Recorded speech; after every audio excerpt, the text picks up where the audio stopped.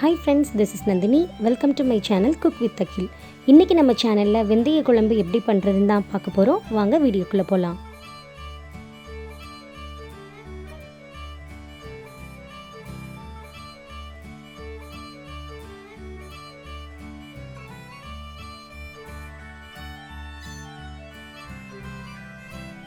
இப்போ அடுப்புல ஒரு பாத்திரம் வச்சுட்டு ஸ்டவ் ஆன் பண்ணிக்கோங்க. பாத்திரம் சூடானதுக்கு அப்புறமா அதுல 1 டேபிள் ஸ்பூன் அளவுக்கு சீரகம், 1 டேபிள் ஸ்பூன் அளவுக்கு அரிசி, 1/2 டேபிள் ஸ்பூன் மிளகு,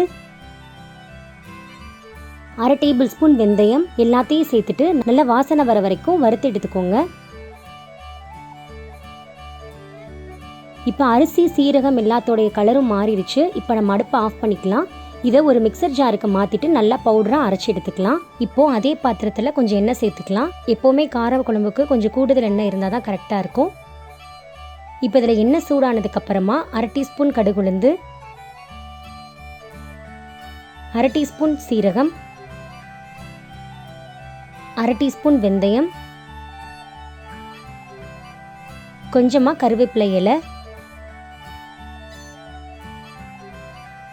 8 பல் பூண்டை கொஞ்சமாக தட்டிட்டு சேர்த்துக்கோங்க. இப்போ இது எல்லாத்தையும் சேர்த்துட்டு நல்லா வதக்கி விட்டுக்கோங்க.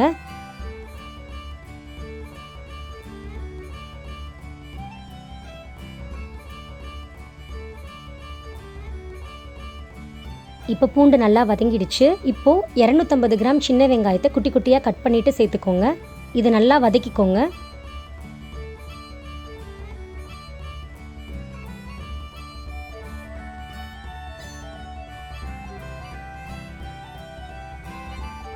இப்போ வெங்காயத்தோட கலர் மாறிட்டு நல்லா வதங்கிடுச்சு.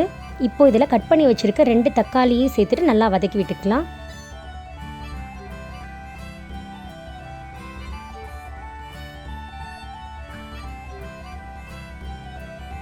இப்போ தக்காளி நல்லா வதங்கினதுக்கப்புறமா இதில் 2 டீஸ்பூன் அளவுக்கு மிளகாய்த்தூள், 2.5 டீஸ்பூன் அளவுக்கு மல்லித்தூள், 1/4 டீஸ்பூன் அளவுக்கு மஞ்சள் தூள் இது எல்லாத்தையும் சேர்த்துட்டு நல்லா மிக்ஸ் பண்ணி விட்டுக்கோங்க.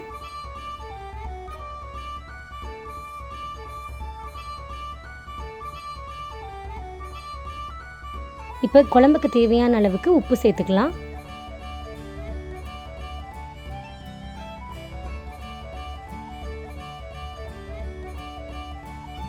இப்போ ஒரு எலுமிச்சம்பழம் அளவுக்கு புளியை தண்ணியில் எடுத்து கரைச்சி வச்சுருக்கேன். இப்போ அந்த தண்ணியை நம்ம இதில் சேர்த்துக்கலாம். இப்போ குழம்புக்கு தேவையான அளவுக்கு தண்ணி சேர்த்துக்கோங்க. இப்போ குழம்பு நல்லா கொதிச்சு வரும்போது நம்ம அரைச்சி வச்சுருக்க பவுடர்லேருந்து ஒரு 2 டீஸ்பூன் அளவுக்கு நம்ம சேர்த்துட்டு இதை நல்லா மிக்ஸ் பண்ணி விட்டுக்கலாம்.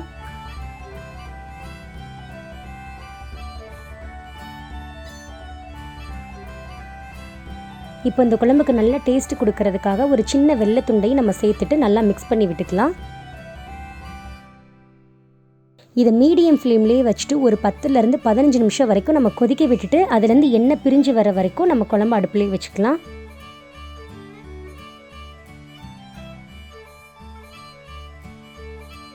இப்போ குழம்பு நல்லா வத்திடுச்சு, எண்ணெய் எல்லாமே பிரிஞ்சு வந்துடுச்சு. அவ்வளோதான், நம்மளோட வெந்தய குழம்பு சூப்பராக ரெடி ஆயிடுச்சு. வெந்தயம் உடம்புக்கு ரொம்பவும் குளிர்ச்சியானதுனால நம்ம வயிறு புண்ணு எல்லாமே இது சரி பண்ணிடும். இதை கண்டிப்பாக ட்ரை பண்ணி பாருங்கள். ட்ரை பண்ணி பார்த்துட்டு எப்படி இருந்துச்சுன்னு எனக்கு மறக்காமல் கமெண்ட்டில் சொல்லுங்கள். உங்களுக்கு இந்த வீடியோ பிடிச்சிருந்தா லைக் பண்ணுங்கள், ஷேர் பண்ணுங்கள், மறக்காமல் சப்ஸ்கிரைப் பண்ணி பக்கத்தில் இருக்க பெல் ஐக்கானை கிளிக் பண்ணிக்கோங்க. Bye friends.